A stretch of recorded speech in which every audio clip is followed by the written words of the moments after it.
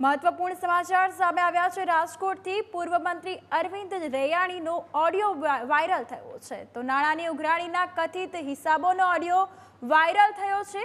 એક વ્યક્તિ સટ્ટામાં 70 લાખ રૂપિયા હારી જતા રૈયાણીએ ફોન કર્યો હોવાનો દાવો પણ અહીં સામે આવ્યો છે। તો રૈયાણીએ રવિ અને સ્મિત નામના વ્યક્તિઓને ધમકાવ્યા। અરવિંદ રૈયાણીએ કહ્યું કે 70 લાખ પાછળ 70 કરોડ બગાડવા પડશે તો બગાડી નાખીશ। સ્મિત સખિયા અને રવિ વેકરિયાએ પોલીસમાં અરજી કરી છે। અરવિંદ રૈયાણી સહિત પીએસઆઈ ગઢવી અને કોન્સ્ટેબલ મહેશ મંડ સામે અરજી કરાઈ છે। ન્યૂઝ કેપિટલ ગુજરાત ઓડિયોની પુષ્ટિ નથી કરતું।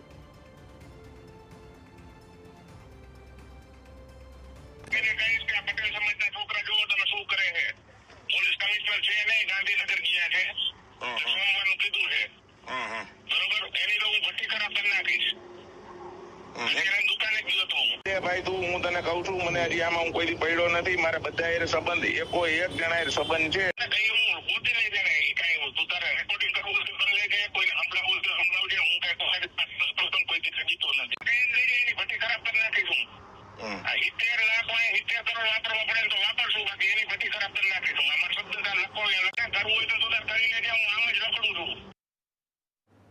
પૂર્વ મંત્રી અરવિંદ રૈયાણીનો ઓડિયો વાયરલ થયો છે। નાણાંની ઉઘરાણી કથિત હિસાબોનો ઓડિયો વાયરલ થયો છે।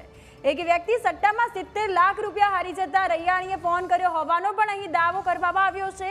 રૈયાણીએ રવિ અને સ્મિત નામના વ્યક્તિઓને ધમકાવ્યા હોવાનું પણ સામે આવ્યું છે। તો અરવિંદ રૈયાણીએ કહ્યું કે 70 લાખ પાછળ 70 કરોડ બગાડવા પડશે તો પણ બગાડી નાખીશ। સ્મિત સખિયા અને રવિ વેકરિયાએ પોલીસમાં અરજી પણ કરી છે।